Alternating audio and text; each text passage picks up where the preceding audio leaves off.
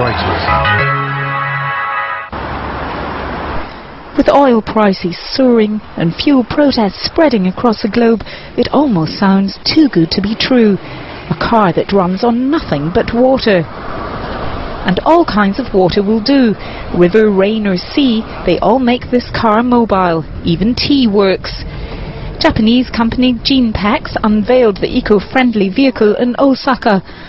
Once water is poured into the car's tank, an energy generator takes hydrogen from the water, releasing electrons that power the car. The main characteristic of this car is that no external input is needed. The car will continue to run for as long as you have a bottle of water inside for you to add from time to time. According to Genpax, a litre of water will keep the car running at a speed of 80 kilometers for around an hour. The company hopes to go into mass production with a Japanese manufacturer. With car users around the world looking for alternative fuels to power their vehicles, Genpax may well have the solution they've been looking for. Michelle Kalal-Al-Khoury, Reuters.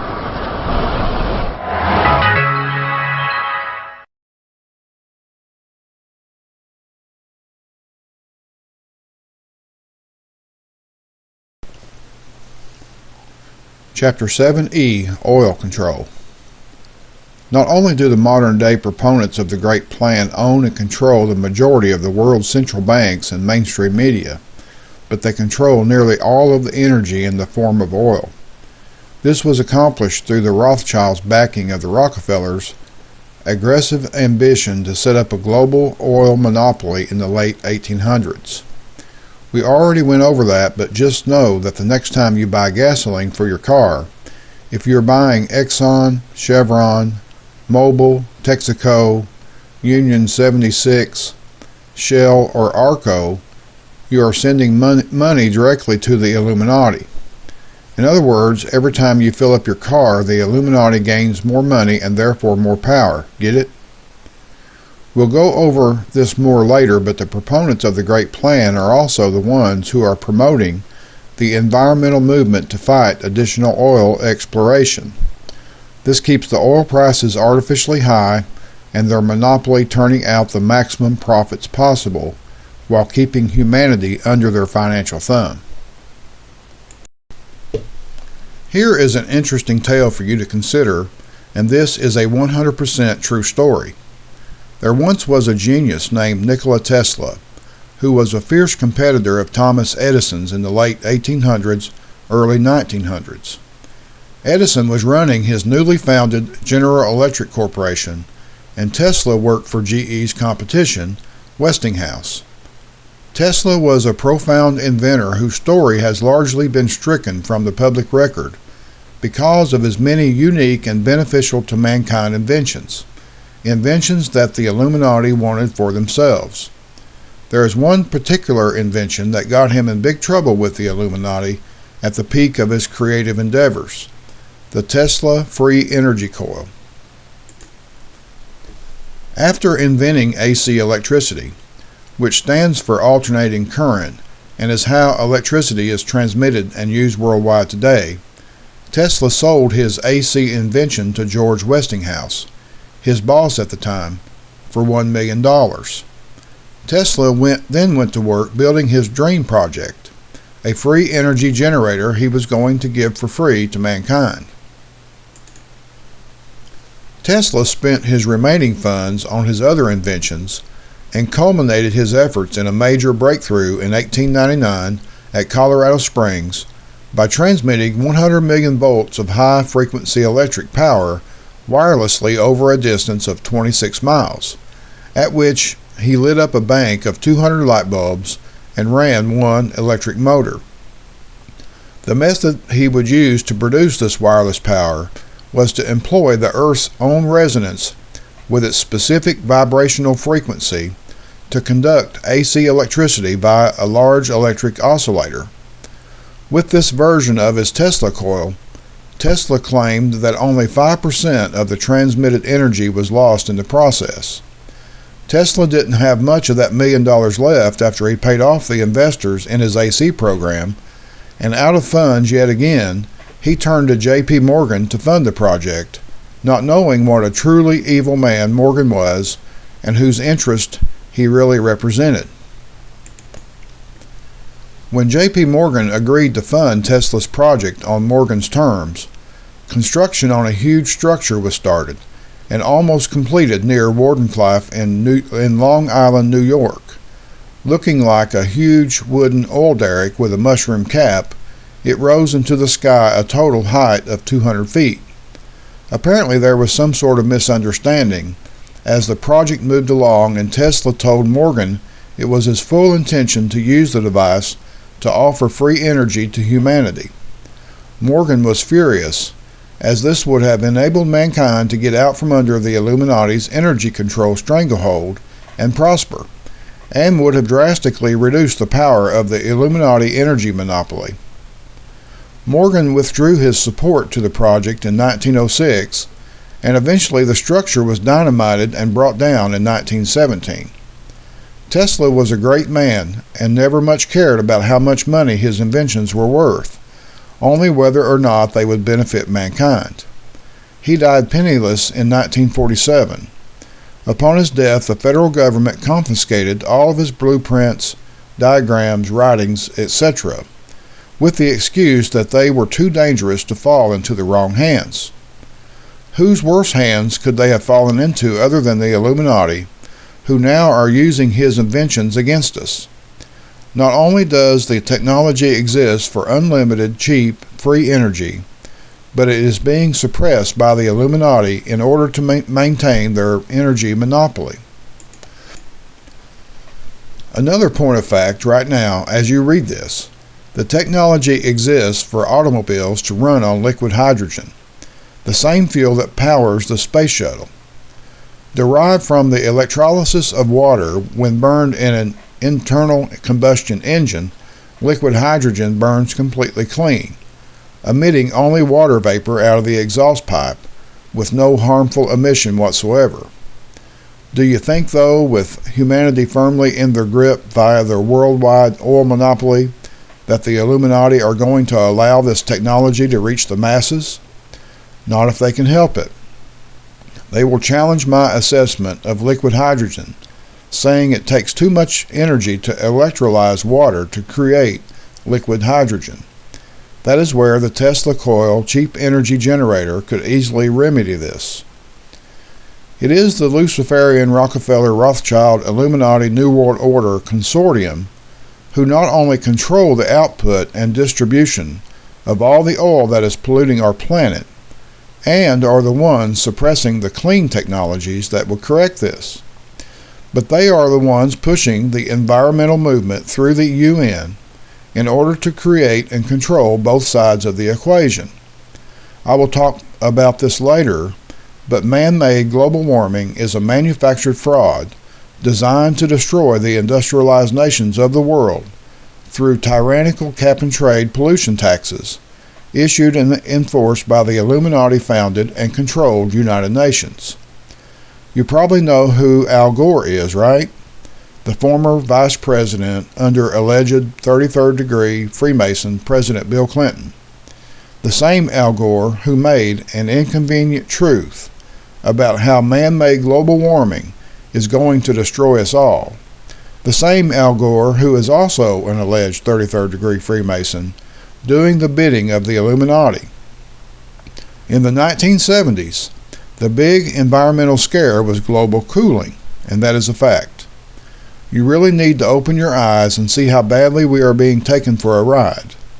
It is all about cooking up ways to divide us, to conquer us, and to control us. Okay, that's the end of that subchapter, and couple of things. Like I said, I think it was the last video even. This book, even though it was finished and published in 2013, which was just a little over a year ago, I guess you'd have to say, because it's January 2015 right now. Oil has, went down. It's crashed. It went from a high of just a few months ago of $108. That was about its peak anyway at that kind of time. down to yesterday, just like I say, several weeks later, to $46 and change. Now it acts like it's trying to bounce off of that, but because I watch oil just for other reasons, but but they are completely in control of this. I mean, it's to me, it's to destroy Russia's economy, because Russia is trying to bypass the Federal Reserve, or is going to bypass the Federal Reserve with the BRICS. And whether that is all just a dog and pony show, I don't know. But this is still under control. But yeah, it has crashed. Now whether it's going to skyrocket again, I mean, time will tell. When the dollar goes, it's going to be like who knows how many thousand, hundreds or thousands of dollars even it will take of worthless fiat to buy even 1 barrel of oil. So who knows comes. And then another factor is that was mentioned here in this chapter was the hydrogen car. And I did see where Japan, one of the major, I don't know if it's Honda, Toyota, or I don't think it was Nissan, but anyway, they are rolling out a car that has pure water as the exhaust. I've seen it on the news, and there was somebody that was releasing plans for a car like that in Japan right before, it was like a month before the tsunami in 2011, and some even thought that was the reason for the 2011 quake in Japan. I just don't know. I don't know. But anyway, that was just a couple of points that was mentioned in this chapter that is kind of in the news today. That kind of seems to contradict what the chapter says, but really not. I mean, in my opinion, it doesn't contradict it at all. These things are planned out, and it's like timelines, or it's like plan A, plan B, plan C, whatever. Okay, next time we'll be on a chapter about illegal immigration, another subject that is very much in our news and consciousness today. So I'll talk to you then. The top our news here at 6 o'clock, an age-old dream becoming a reality. A local inventor has discovered a way, hear this, to use water to run your car. It's a major breakthrough that will no doubt make motorists happy. And as Ralph Robinson explained, the Pentagon is also showing lots of interest in this project. Water has always been considered a precious commodity, but Stan Meyer's invention may make it even more valuable. He has developed what's called a water fuel cell. It has taken the place of his old gas tank. The water fuel cell breaks down water molecules into oxygen and hydrogen. The hydrogen is used to run his dune buggy. And I don't care if you use rainwater, well water, city water, ocean water. If you don't have any fresh water, go ahead and use snow. If you don't have any snow available to you, then use salt water, because there's no adverse effect to the fuel cell. Meyer started working on this project 4 years ago. He's not a scientist. He isn't even a chemist. In fact, he never graduated from college. Myers was determined, he says, to design something to protect this country from oil embargoes. And we have calculated that if we take the dune buggy from Los Angeles to New York, we would roughly use 22 gallons of water. The Pentagon flew a lieutenant colonel in last week to look at Meyer's invention. There is talk of possibly using it in the Star Wars defense program and to run army tanks. Myers is currently perfecting a water fuel cell for cars.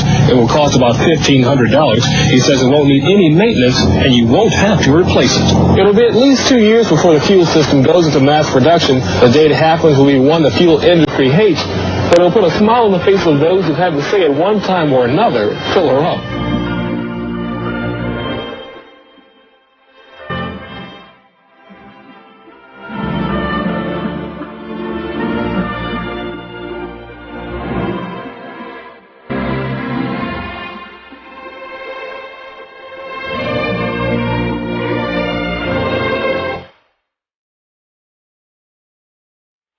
There is an enormous range of new things that have been worked up to a remarkable level in the past and then suppressed by the existing order for one reason or another. Either they're incompatible with classical ideas, or they upset strong financial interests, or whatever it may be. In the past, great things have been done by gifted humans. They are, in a sense, the vehicles of God Almighty in bringing this stuff into the world. And none of it has ever reached public use and public currency because of this dictatorship of the knowledge systems of the world.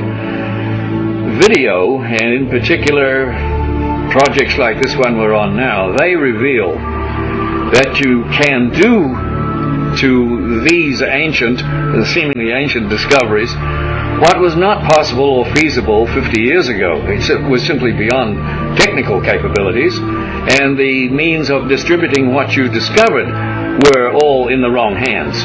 Nowadays, the internet has put all that to bed. You can't do that anymore. You know, humanity is going to have information no matter what.